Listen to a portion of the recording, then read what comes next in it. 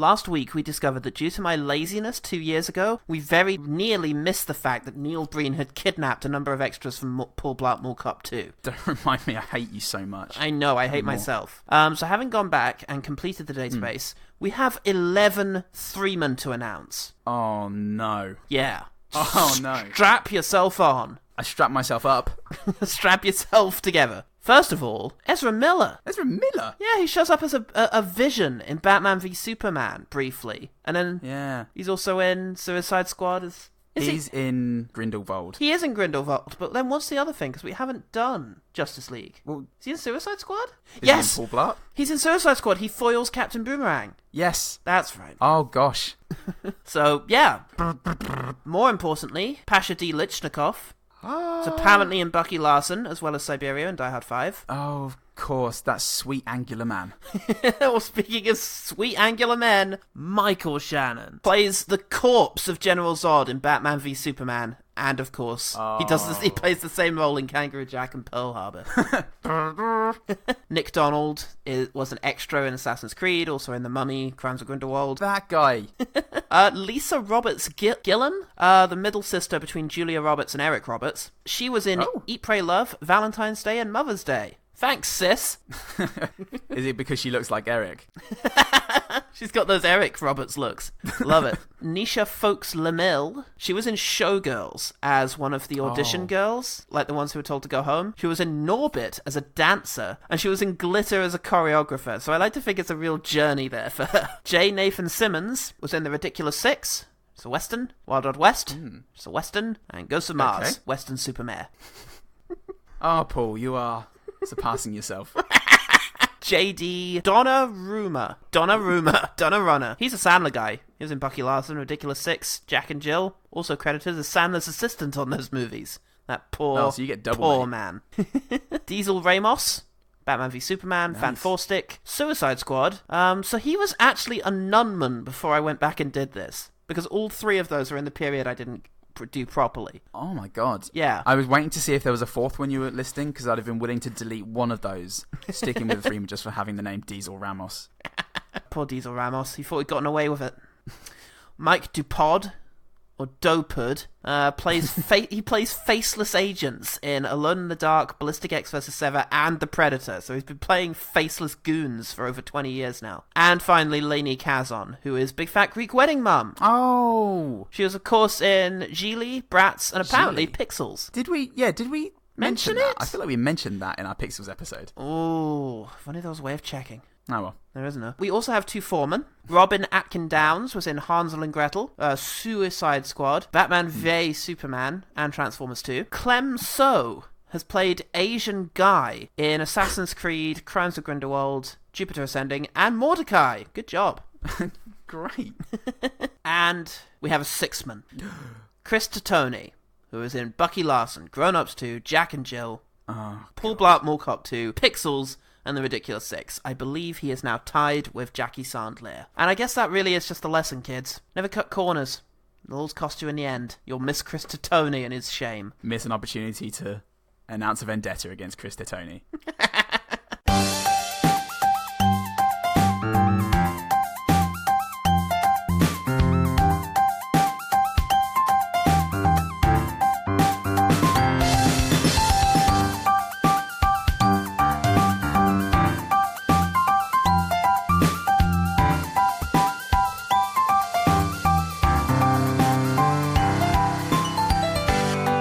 Hello and welcome to One Good Thing, the podcast that's not us anymore. It's a hardware store. Come get your hammers. I like them. I'm Paul Hammers. I'm a thing that only 90s kids will get. Oh, like a Tamagotchi. Yeah. Kid-friendly, everyone. Yes, in our latest family episode, we talk about the kind of film that vulgar euphemisms were invented for. It's David Kellogg's Inspector Gadget, 1999. 1999? 9999. 1999, Inspector Gadget. David Kellogg. This is what film review is, kids. This is what film is. The world will finally meet the ultimate crime-fighting tool. Inspector Gadget.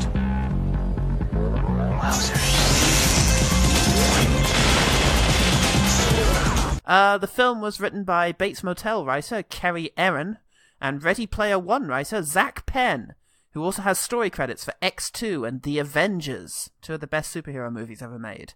Do you remember that bit in The Avengers where Iron Man, he's an Avenger? Yeah. His suit has got this toothpaste dispenser. That's not oil, it's toothpaste!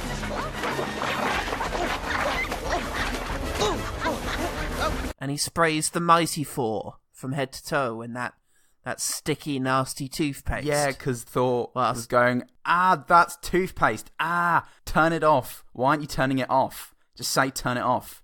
And then he slipped and it was like, whoop, boing.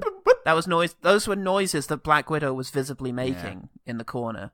You see her on screen doing it. It was actually really clever because they were drawing attention to it, but also doing it. And I rate that. It was like Stuart Lee. Okay, now kids, everyone, the entire world. It's time for a salty secret, I think we called it once.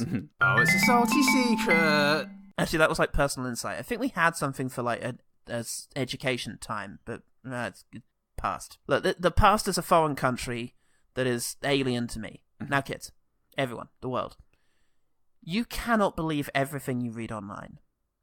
And when you read something on Wikipedia, there's a little number after most of the sentences that will take you to where that information is from. You can click on it and read it and decide if that's credible or not. So everything I'm about to say about the production of Inspector Gadget is completely unattributed. No sources were provided whatsoever, so there's no way of verifying any of it. But we have to assume it's Matthew Broderick. We have to assume that the source is Matthew Broderick and that he has decided to spend the rest of his life unveiling this film's dark past. Noble. A noble quest. People must know what happened here. So, according to some guy on the internet, Matthew Broderick, people involved in the production of this film at some stage or another include Steven Spielberg, Martin Scorsese, the Farrelly brothers, Cameron Diaz, Brendan Fraser, Tom Hanks, Tim Allen, Robin Williams, Chevy Chase, Lindsay Lohan, Eddie Murphy, Tim Curry, Willem Dafoe, Jack Nicholson, and Dennis Hopper. Yes. I came across some of those names in the IMDb trivia pages, and I went, also that unattributed. would have been a fascinatingly awful watch. Would this have been improved? I don't know. Didn't Robert De Niro take part in those Spy Kids movies? So that sets a precedent, I think. I think so. I think after that, that's like opening Pandora's box. I would have liked to have seen Tim Curry as Claw. That would have improved. Oh no! Inspector Gadget. What a nerd. I'm not a nerd. Also, according to some guy on the Broderick, the film was once 110 minutes long. But I don't believe this man. This terrible, terrible internet man. You refuse to. I also had it on from the IMDb crowd. IMDb's worse than Wikipedia because IMDb doesn't mention sources at all. It's better for that, though. Less accountability. It has to be more true. Facts. There's more room for facts when you get rid of the accountability and reliability. Exactly. You just get them right in your face. You can just think of them, stuff them right in. No one even knows or cares or asks. Certainly not Billy Wikipedia, the guy who owns IMDb. It's very confusing. Ted IMDb owns Wikipedia. It's it's a nightmarish. Ricky Pete. We've covered this before. Rickypedia is the guy who owns Wikipedia. So Will.I.AMDB maybe. He's been embroiled in a long lawsuit with Roger Barker, who coined the name IMDb. Here's another little insight, another salty secret, or whatever the hell this is, about Wikipedia. Every time someone edits a page on Wikipedia, Wikipedia essentially just creates a new page, but keeps the old one.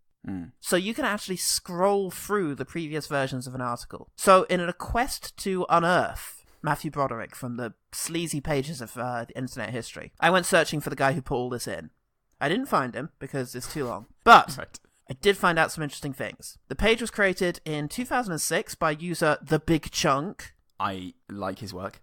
Possibly Broderick or some sort of affiliate thereof. And it had some interesting sections at one point or another that were then removed. Oh. There was a section describing the differences between the cartoon and the film. Okay.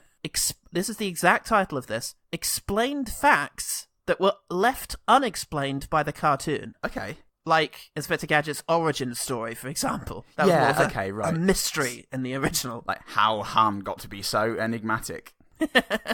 There's a breakdown of Gadget's gadgets in that old Wikipedia page. That was taken out around 2012, at the time of the Olympics. Had to come out. That's why it's called Inspector Gadget. I get it now. That's great. And there was a trivia section with one piece of trivia in it. So, of these weird pages, only one segment regarding the Gadget Mobile inexplicably remains in there today. It's like plot, production, Gadget Mobile, critical reception. A lot of pushback from the hard right on that.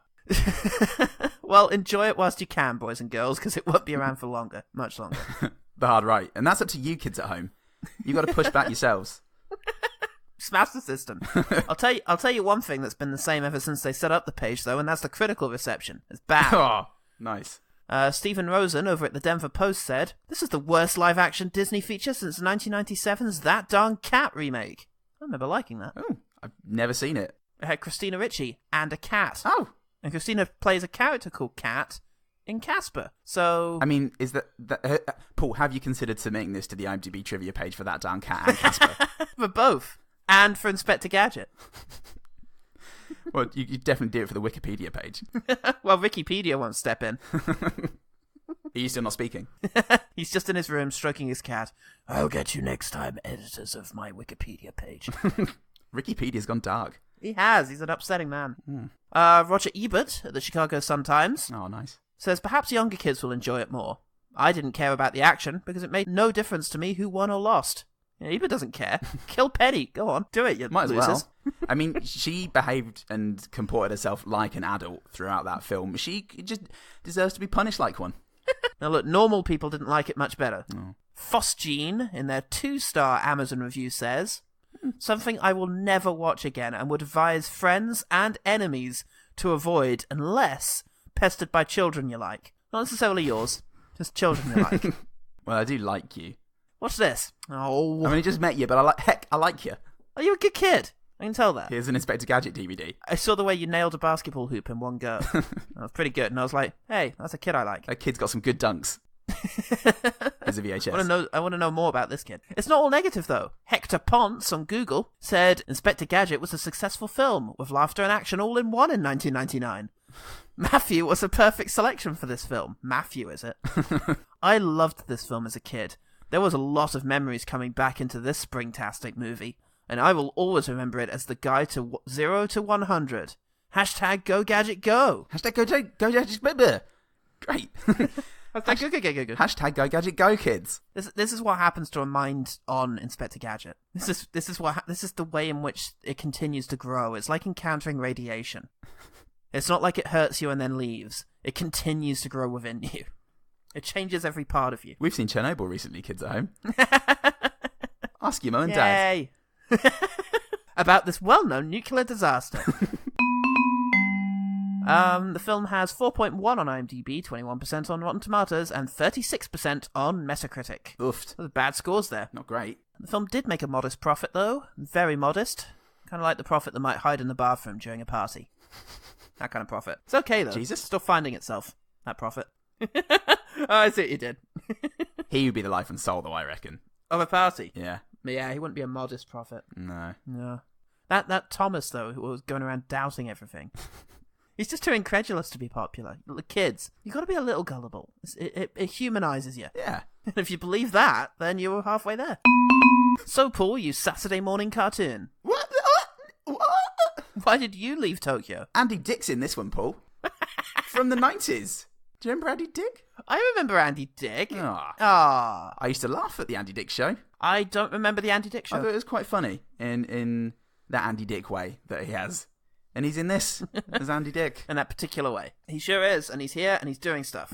Speaking of that stuff, what happens in this movie, Inspector Gadget? It starts off with Dun, dun, dun, dun. 1999. Inspector Gadget starts off with an incomplete Gadget theme tune. It doesn't quite do it properly.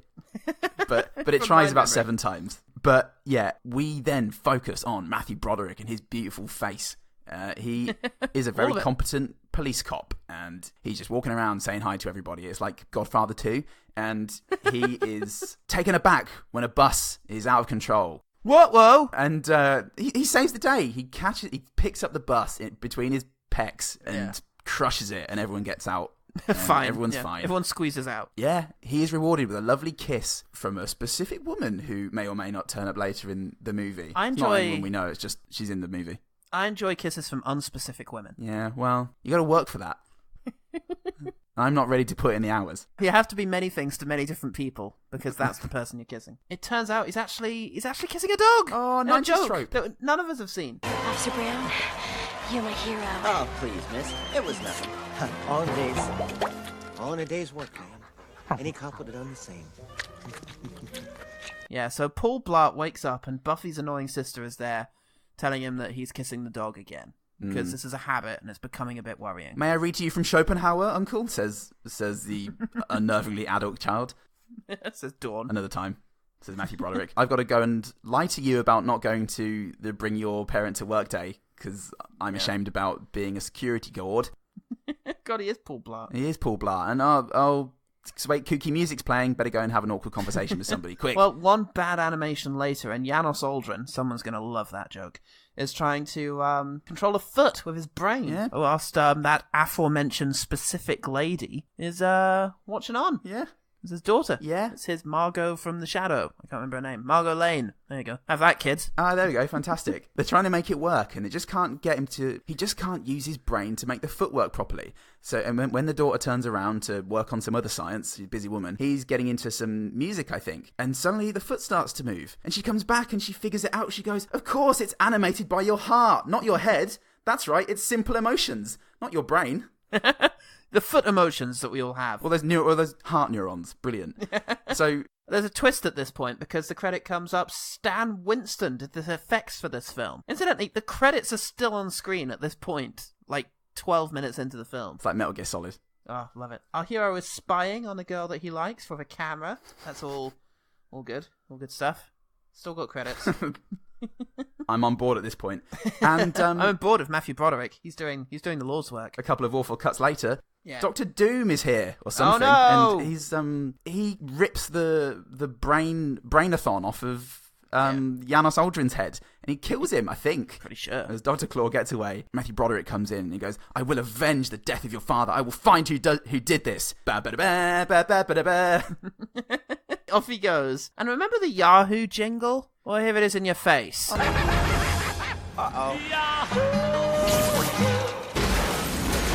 Oh, Because it falls on someone.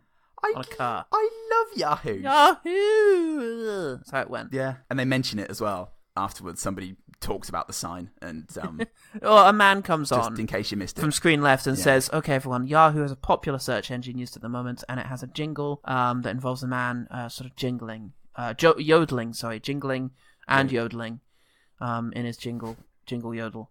And he goes... Here's Jingle Bingle. He goes, Yahoo.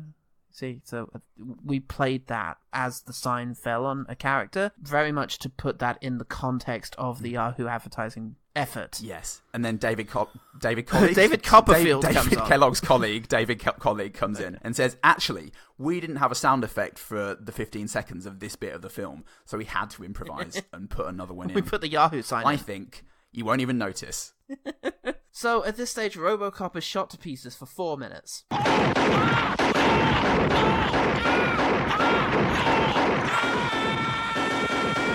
The audio of that is probably fine, right? Out of context. What, of Robocop being shot to pieces? Yeah. Give it a go. See how it plays. Incidentally, I'll be doing the last 2 edits of this one. But anyway, I'm not the only one being inappropriate for kids. Who remembers The English Patient? With the English patient there? Well, this cop does. We've been a bit patchy. Broderick went to hospital after an encounter with Claw. Yes. And he's in a bad way. And a bunch of cops and the mayor, I guess, are looking on. And they decide to take his face off, like in Con Air, and stuff him full of sound effects. Like in Run for Your Wife. But he's basically Danny Dyer at this point. He is. He's a nightmare. We're 6 minutes into the film at this stage? And Oh, God. we're in the second act, I think. So Matthew Broderick is now just the ultimate crime-fighting machine. He's the ultimate crime against cinema. He's a horrific situation full of sound effects and CGI. Yeah. Oh, Mr. Brown. Mr. Brown, no, come back here. We're gonna go in. I'll take.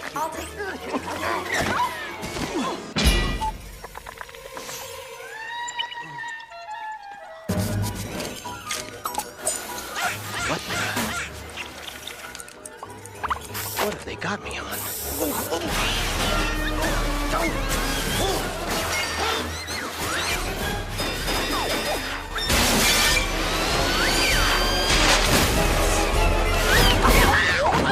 Meanwhile, Andy Dick has put a pincer onto the claw's hand.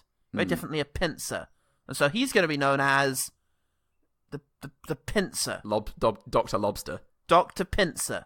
Dr. Pince. Dr. Pince. Oh, look out. Dr. Pince. I'll He'll nip pince you, he says. Watch out for me in my next film, 2019's The Happy Prince. Rupert Everett really went underground for a while there.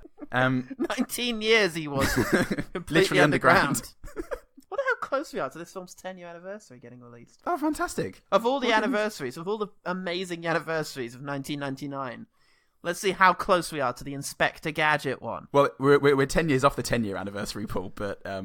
Oh, yeah. I don't know how time works. Pretty good about 20. This. It's 10 when I say it's 10. Release date, July 23rd. Aw. That's not far off. Well, we'll just hold this and record another one straight after this one. I think we're going to have to hold this. It's going to take another... We're going to have another run at this one.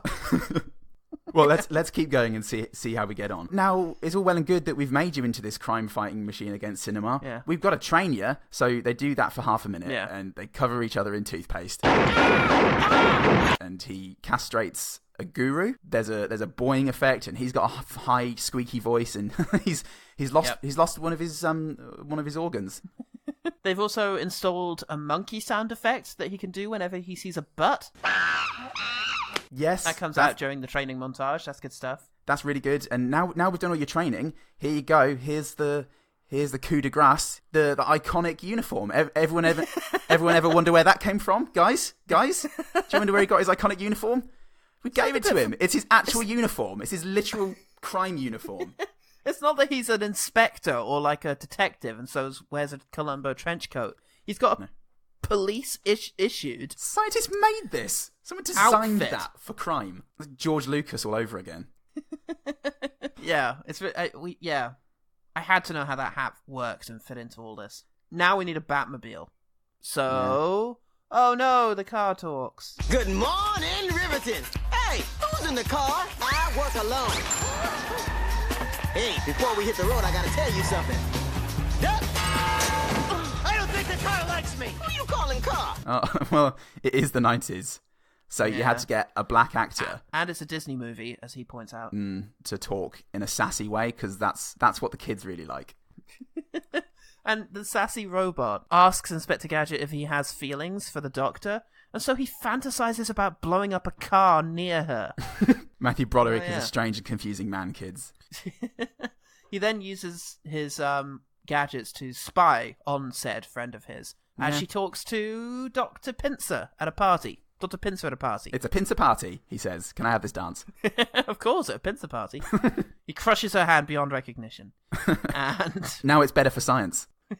they rush off to hospital. Yeah. But does anything come of that scene? Does he hear anything useful? Well, Dr. Doom offers Lady Scientist... Oh, God. I just have no investment in this film, so I just don't remember anyone's names. The Rupert Everett offers not Rupert Everett a job in his lab, and she gets all the funding that she wants. But the idea... That's right, because he said to her, because you're finished with the gadget thing. Oh, yeah, it's clearly done. It's clearly a completed work, that. Comprehensively perfect. Job done. Looks over and Matthew Broderick's just cooking in a microwave installed in his own gut. He's like, this is fine. The whole thing, it was like a multi-stage plan that they had, and at the end of it was just Matthew Broderick's face, and it's like, once we get to this, we'll know we're done. Good enough. Anyway, you're not fat anymore, so I like you now, and yes, I will take the job. I don't know why you had to bring that up. That's really weird. He wants to pinch her gadget plans. That's the reason he's a bad guy. Yeah, he's a bad guy. He wants all the gadgets. Inspector Gadget has been put on the streets, the city streets, where he can clean up all the street trash that's out there. But he's mainly being used to get cats out of trees, which he then seems to be bringing back to the police station, which is definitely not what you should be doing with those. Oh my God, you saved our cat. Thank you. Mister, where are you going? Mum, what was that? That was Matthew Broderick. We'll get you and your cat. It's fine. Never come back. Just run. Kids, if you see Matthew Broderick, don't ask questions. Just run. It's the one thing we can teach you as a result of this podcast. Okay, so now we've got that out of the way. They make another Matthew Broderick. Oh no. we cut back to Andy Dick, and Andy Dick says that he's just finished Prometheus, which explains a lot. Just like Prometheus, he has created a hideous facsimile of something that was once organic and interesting. Let me include you in my covenant. Oh, don't, Andy Dick. Stop making references to things that aren't going to happen for a cool couple of decades. He's a prophet. Never. He's definitely not a modest prophet, is Andy Dick. He's a full-blown... He's a showboating prophet. Like John, the Baptist. The showboating Baptist. And he shall rise on the third day. Now watch this backflip. A 90s beat comes on and he starts to slowly break dance. Yeah. Oh, you know what, guys? You know that Roman Empire we've been making? It should be about this. History joke, kids. They call me Caligula. They call me Constantine because I'm constantly breaking beats. Anyway. And Andy Dick has made another Matthew Broderick, which is somehow even scarier than the one we've been given by Jesus. And... Adios, boys! It's mostly because they gave Matthew Broderick fake teeth. Awful fake and made teeth, him really act cheap. Out his own sound effects. Bad teeth, cheapies. They gave him. Cheapies. He did. My gosh. And then just sent him out to the streets to snarl at people. Yeah. And but again, those kids, they should have known better, because even if it's not the evil Matthew Broderick, they should have been running. Run! I don't know how many more times to tell you. Do you learn nothing from the cable guy? Simpler than that. Just run. So, so he's going around doing that, and everyone's like, oh, it turns out Matthew Broderick is insane. And we thought so. Yeah. This is consistent with what we've seen so far. And then we've got, 10 minutes of the film left at this stage, so very quickly, it really does move at a fair pace. It does, we're nearly there. So there's some mishaps. Of the more interesting things that happen between now and the end of the movie is that they find Rupert Everett's robot reproduction of the girl that he likes in a skimpy outfit that I assume he's been using to play chess with. Yeah. Tennis with. Play tennis. It's chess and tennis. It's a great new game. Chesty tennis. Chesty tennis. By which kids at home we mean asthmatic breathing problems. Yeah. Which makes it really exciting because you never know when they're going to need their inhalers. I mean, honestly, I shouldn't be calling out my own scores, but so it's a good way to get banned in this game. So Matthew Broderick's alone playing chesty tennis, and he he figures out that Claw is responsible for everything. That the Claw gave it away, and he flies up to the top of the skyscraper that the scientist lady's working in, and they have an emotional moment, completely unearned, because it's the second thing they've said to each other in the entire film, and it's a reference to the last of the Mohicans. At that, great, love it. I mean, they resolved the fake Claw situation. I think we can just skip ahead a bit with that one and just really organically say it ends up with a maniacal, fake teeth wearing Matthew Broderick firing dual machine guns at a Matthew Broderick who is flying around like a deflated balloon. This is a strange film. Yeah, on paper doesn't really prepare you for what it actually is in your brain when you're watching it. It's like Sharknado. Oh, the good guys win. Good guys win, and they kiss, and like all the good guys kiss. The good guys, yeah, all the good guys kiss. They all kiss each other. They take their time. The car is weird. I'm going to say the car is weird. Not as weird as Penny and the car, but it all works out. And then the bad guys all get thrown into the ocean one by one. Probably in a box. Yeah. Then it's credits, but that's not all. There's 17 discrete post-credit sequences. Just when you think you couldn't stand another second of it. Like, you can physically fit in another second of Inspector Gadget. It's fantastic. There's a bit about one of the henchmen. There's a bit about, I think, Andy Dick. There's a bit about Matthew Broderick and the car. And then there's a bit where the original Inspector Gadget comes back and voices Brain. Brain, say something. Come in, over. Brain is not here. Please leave a message at the sound of the wolf. Wolf! Did you believe it? I can't even. Oh. I won't. I'm not going to. So, that was Inspector Gadget. Golly gosh, kids. Golly gosh. Paul, what did you think of Inspector Gadget?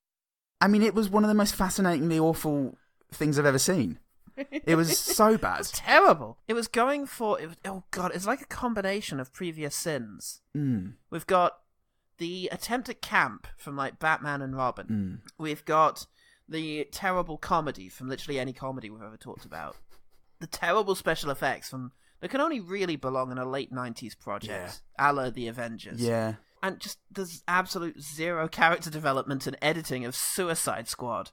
It's just and it all convalesces here to be nothing.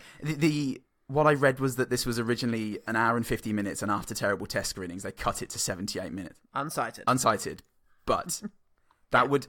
But it does track with the film that we were watching, because I guess there are no character moments. No, there are literally zero. Yeah. In this entire film, and it keeps hopping forward in time. And at 50 minutes in, we were suddenly at Matthew Broderick having to save the day. Yeah, it's very strange. I mean, I'm kind of grateful. I really didn't want to watch more of this.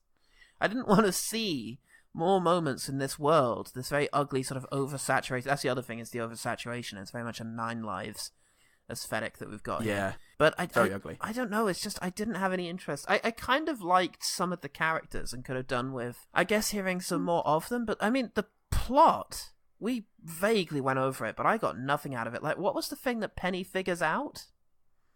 There's something to do with a construction site, or... Like, no, a tiny thing that she reads. Like, why is the word C written really tiny on something? Oh... It doesn't matter. It's like... No, it really doesn't matter. Yeah. There's nothing. And, I made the note that this needed to be longer to feel like a proper film, but I'm also glad that it wasn't, because it would have been unbearable. God. Because every second of that movie is stuffed with sound effects. Yeah. Maybe it was... You know what? Maybe it was a good film before test screenings. Maybe the test screenings really destroyed it. And kids just came and they fell asleep and nobody liked it. And they were like, right, we need, first of all, cut it in half length. Then I want sound effects every 30 seconds of runtime. Then I want 50% more CGI. And 100% more Matthew Broderick. And so it just became the sort of... A circus. Yeah, the circus. Fire in a circus that this is. Like, it fidgets. It's... Yes. It's manic. It's like somebody about to slump into a major depression. It's the worst kid in the class, bouncing off the walls. And it's just full of these awful noises, and it's so abrasive and obnoxious. If it's not the clone of the science lady backflipping and spinning and yelling and then yipping and then falling off the roof, it's the cats who each cat makes these human noises. There's one, the one in that he takes to the police office when he's jumping on the desk to nab a donut or drink the police chief's coffee. Piece by piece. It's some garage sale. You're not a real police inspector. You are not a real policeman. He's kind of going... Well, otherwise how would you understand the cat, Paul? It's not... Well, exactly, There's no visual storytelling here. Ironically, for a film so full of bizarre visuals. It's a film that tells itself entirely through relentless dialogue, and it's pretty exhausting as a result. I think in order to get through this in one piece, you have to mentally take a step back. I had to take a step back to protect myself because this film is an attack. Yeah. It's pretty full on. It's full on, and I can't deal with being committed to that. So it is a mercy that it's 80 minutes. Yeah. It suffers for many reasons for just being 80 minutes. Yeah. So when you're kind of thinking this needs to be longer, but I'm glad that it wasn't longer, I don't think that it being longer would have helped. No, maybe quieter. It could have been longer and quieter instead of... Oh, please. Instead of like just eating a whole tub of jelly beans through your nose in 10 seconds. That would have been great. Like you should all do, kids. Like you should all do, kids. It was more like just a long, gradual line of sherbet. I can only imagine that if this film was actually an hour and 50... And I think it'd be entirely possible that every scene that they cut didn't have sound effects and didn't have stupid moments in. And it just feels like every moment is sound effects because now those bits have been cut. It is pretty much literally every moment is crammed with sound effects. And I would like to give it the benefit of the doubt, but I just can't be sure based on the rest of the film. It's really hard to imagine the scene in which Inspector Gadget sits down with Penny and is just like, I don't know who I am anymore. Am I just a walking clown? Or am I still the me I used to be? It's just, I can't put that together in my head as being something that David Kellogg would do. Maybe I'm wrong. Maybe he made a really slow-moving, sensitive film that the studio Disney absolutely massacred into this nightmare. This 90s nightmare. And Wikipedia has buried it so far down now that we will never know the truth. Yeah. Until Matthew Broderick releases his tell-all autobiography. Which again... I can't think of a pun. Why is everyone running away from me? I guess that's it. All right, man. Let's let's a positive spin. Who would like this movie? People who need to be woken up from comas. I can't recommend this. It's just not. Yeah, it's not great. I wouldn't recommend giving this garbage to your kids either. Yeah, you wouldn't feed them kebabs every day. I mean, when they're growing, let them discover that joy for themselves when they get to be 20, along with Werner Herzog, Keanu Reeves, and a whole string of horrible jokes that were cut from this episode. All right, let's quickfire. Claw's cat's pretty cute. Yeah, a cute cat. There's a couple of cute cats. Thing. Yeah, there's some cute cats in this one. Big fan of that. I like Matthew Broderick. All right, I have a soft spot for Matthew Broderick, and I think there was some nice moments of his. And when he kisses the lady at the end, I'm so sorry, person in this film. I hate this film, and I just didn't learn any of the names that I didn't already know. Yeah. So I didn't learn Guy from Dumb and Dumber's names. Film didn't give a character there. Otherwise, we could call her like Robot Chick, or like we're calling them Matthew Broderick because it's Matthew Broderick, and we're calling the other guy Claw or Pincer because that's things he does in the film. It's not about the film completely failed to develop her as a person. Yeah. Okay. That's right. It is. Yeah. It isn't my fault. Thank you. So when Matthew Broderick and Science Lady kiss, Matthew Broderick actually looks like a functioning human who has wants and dreams, and that was nice. Wonder what those were. The car fake out did surprise me. So they run outside. It's like, I've got to go after him, and there's a big fancy sports car there, and he runs up to it, and then a few moments later comes out in like a tiny crap car that was parked just behind the fast sports car, and that genuinely took me by surprise. I didn't expect that gag, and that's rare. Good.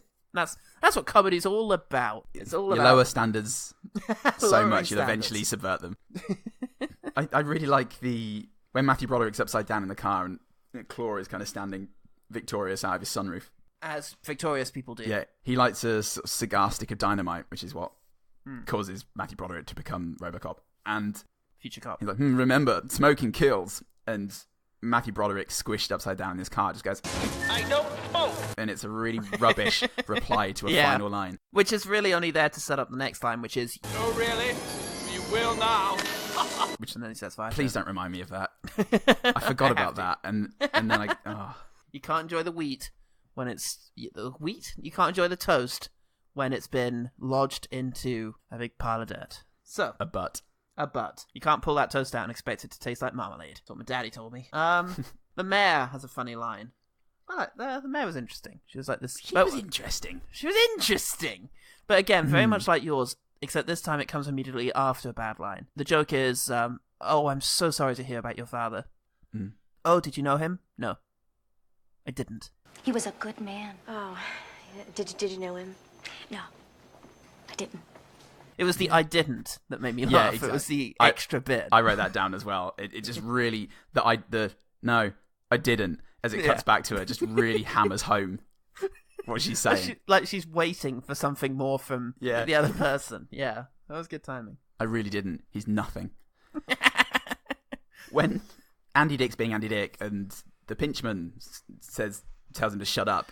Pinchman. Pinchman.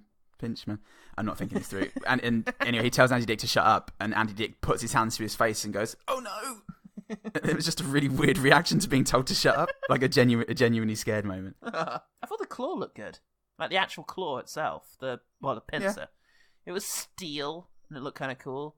It was very late 90s kind of metal, in that way that metal only was back then. Very shiny. Pearl Jam. Yeah. Matthew Broderick, he does have beautiful brown eyes. He does. I don't care who knows it. He has a cow's eyes. You took him off a cow. Aww. So that he could use them to charm America and Roland Emmerich. The manual looks gorgeous. The manual he gets for how to use his... Is it his body or is it like his special clothes? I don't know, but there's a manual they give him. Yeah. And it just looks great. It looks like it's like a fully done like schematic. It's really detailed, lots of cool drawings. Yeah, it was a good looking manual. Oh, cool. Yeah. There was a good long shot, I think, when the toothpaste is shooting out and it's all wacky because but then it comes to like a long shot of them slipping around still, and just the idea of doing that in a long shot, it did add something in it. I know the constant stream of stuff still coming out of Broderick's arm, even in a long shot, so it's not like a hose or something. He must have been wearing like an internal thing that's shooting all that out. I don't know, it was a fun shot. I enjoyed it. When Matthew Broderick is in his cast, in that full body cast, oh yeah, and Brain the dog comes in and licks the slot in his face cast. It's a very precise, disgusting thing. But only dogs are I feel capable that. Dogs, best friends for life. Pretty gross though. That's the subtitle to Dogs. I've been asked to do the marketing for Dogs. Dogs. Oh, my tagline is, Preferably all one word. Oh. Welcome home, friend. Oh no. Look what you've done. Why is that? I really wish Sandra had taken you. Okay. Yeah, there's a good line that Broderick has. He's talking to Penny, and Penny says something about him having a girlfriend or liking the scientist lady. And Broderick says, "You've been talking to my car," because the car keeps talking about his love interest. Yeah. And it's just a funny idea, because Penny has no idea that the car talks. So it's just a very odd thing to say that amused me. Ah, cool. Oh, at one point they cut back to evil Inspector Gadget, and he's just swinging some people around. Oh, he's yeah. just got a person in each arm, and he's just swinging them around. That's true. That was good. I also liked the news report where the reporter describes him maliciously stacking 4 cars. That's malicious, the way he went about that. I wouldn't mind, but it's just so malicious. God, you have to try is the thing. You have to really go out your way to do that. I think I understand this joke correctly. Inspector Gadget says something like, I don't get it. Why would you do this? To make teachers! Yeah. It's just the idea that he's come so far away from where he started, and that this is such a crazy situation for him to be in. Like, at what point could you have said no to all of this in your pursuit to make teachers? Yeah. And now you're strapping down a crazy mechanical man. It was just it was like DJ in Street Fighter. You know, I should have stayed at Microsoft. Yeah. It just bespoke a whole backstory there. Yeah, it's a thing that isn't really drawn attention to. No lampshades are hung on this particular joke. And it's just popped out there for you to do what you will, to swish it around your mouth and spit it into the bucket with the rest of the jokes. Put it in your pocket, take it with you. You can have it later. Yeah, when, I think you called him Dumb and Dumber guy, he's just the main henchman. Yeah. Somebody says to him, I assume it's Claw, says to him, Dump this idiot in the junkyard. Yes, boss. Oh, no, not that idiot. This one. We should be more specific. An awful lot of idiots around here. That's that was cool. funny. Oh, God. At one point, I think Matthew Broderick is on his way to, like, punish the supervisor guy in order to continue to frame the real Matthew Broderick. Yeah. Because, yes, we're going to make the police hate Matthew Broderick. I mean... It's going to be a difficult job. We're going to paint the snowman white. So, at one point, the evil Inspector Gadget picks up a guy and throws him, and we get in one shot this guy flying through a door, sliding down the hall, through another door, and then knocking over a bunch of police officers. And I just genuinely didn't know. I assumed they just attached him to a rope and like pulled him through, but it looked pretty good. Like a practical effect, a real thing that a person did. It looked like an actual thing. Love those. Oh, yeah, a couple of good stuntmen in that conclusion, including a couple hanging from a helicopter, but also the free fall. It's pretty good. I mean, it looks like they actually did some stuntmen falling from a helicopter, because it really looks like 2 people just falling towards the ground. Pretty impressive. I must have seen that, and then I just assumed that it wasn't real or good. No, because it looked too... I mean, the giveaway is that all the CG looks eye-tearingly dreadful. So, this must have been real, because it didn't look eye-tearingly dreadful. I'm happy to go with that. There's a little moment, a little beat, where we got a shot of a vent. Yeah. Penny slides through the vent. And then the dog slides through a vent. And in a second, they both recover and go their separate ways in one shot. And it was very cute. Oh. It was a good bit of timing. Oh, that's cool. Oh, I found, after all the nonsense ended in the credits, you know, the talking car and such, the song that started playing, and I'll sample it here, was very 90s.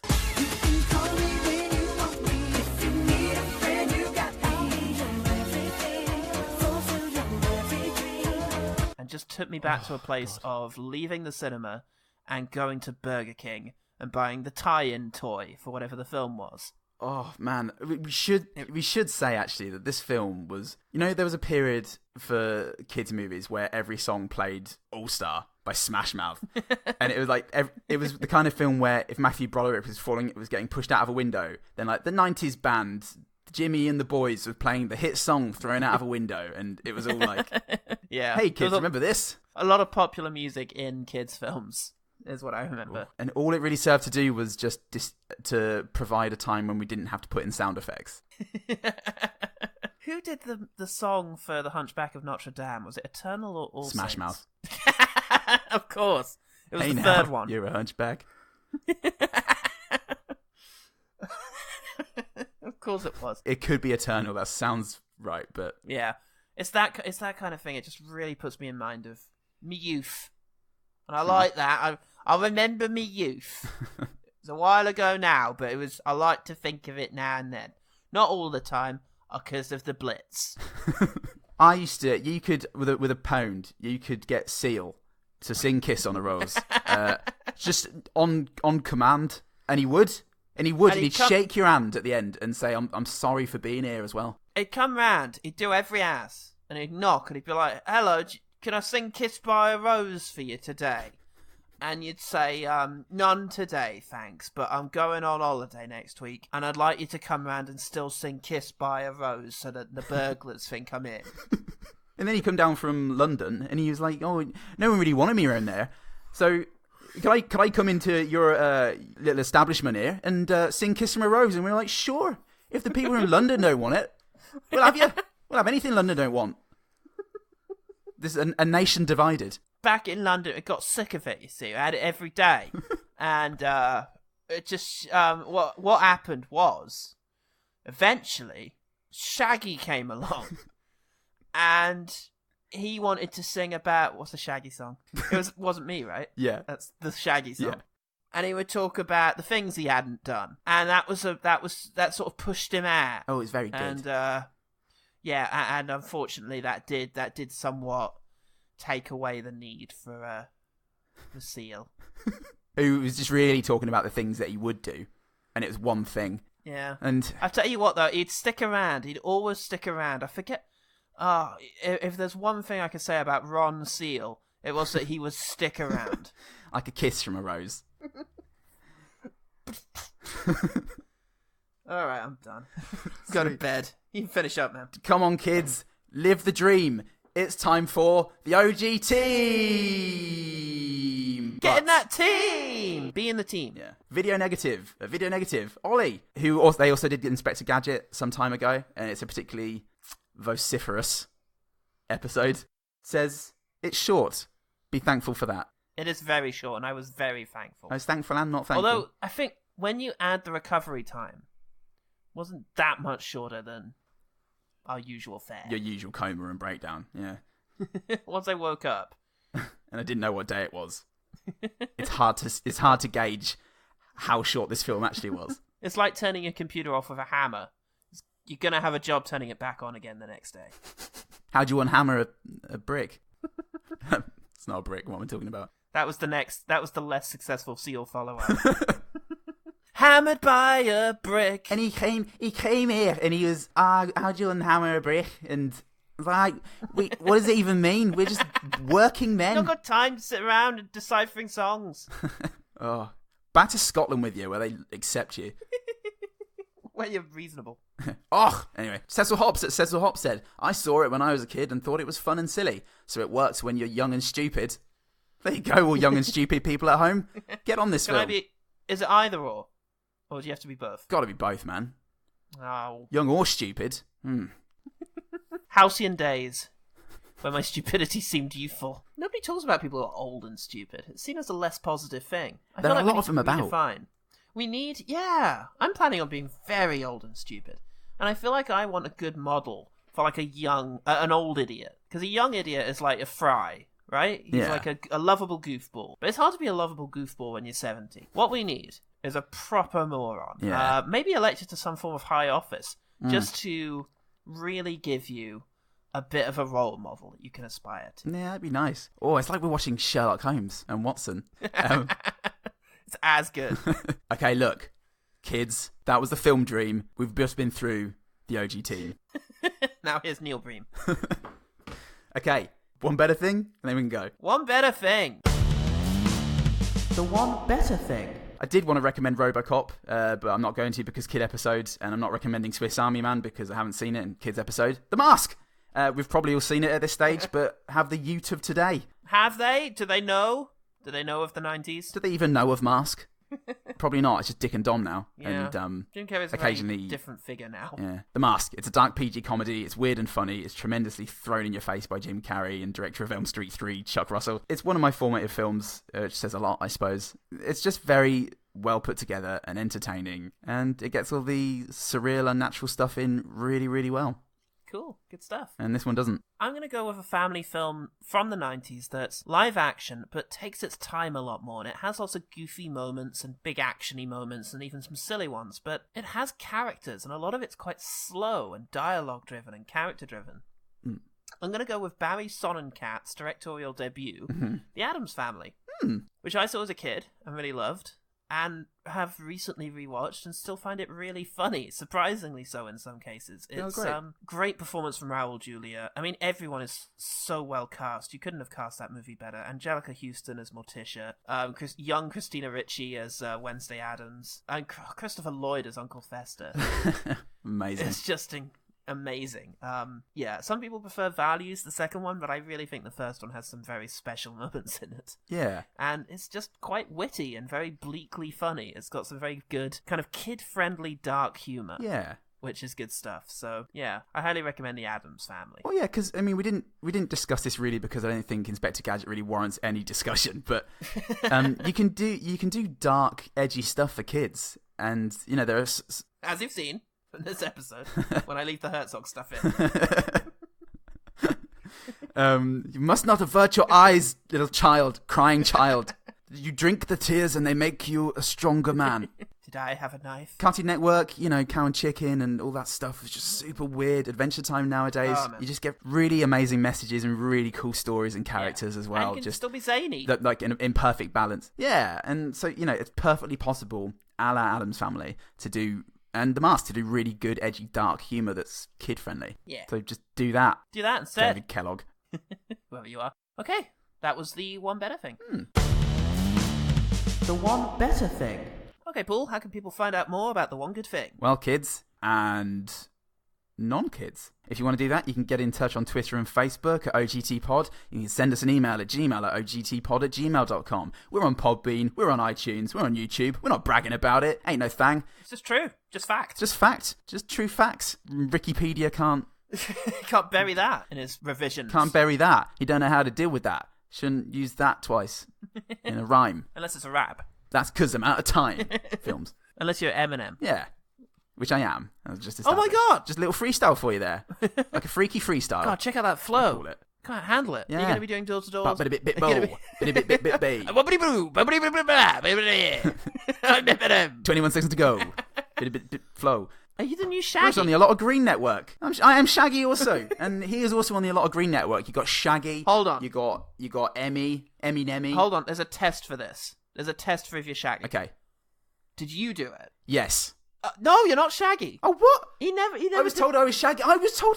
I went to the patent office, and I had the briefcase, and he went, "You're Shaggy, mate. You did it. Well done." And we shook hands, and they took pictures. Said I was Shaggy. But they didn't teach you the basic tenets of being Shaggy, which is to deny everything all the time. Nothing was ever you. That's the important thing. Oh. I just remembered how unkid-friendly that song is. We should probably move on. That was me, actually. I own that. Look, we're on the A Lot of Green Network. You can find us and Shaggy and Eminem all on there, along with some other really great Australian podcasts. You just got to go to alotofgreen.com.au for us and more. Absolutely. Okay. I'm Paul Salt. I'm Paul Goodman. And remember, one good thing about Inspector Gadget 1999 is that catchy theme tune we forgot to mention. Bum-ba-dum-ba-dum, etc.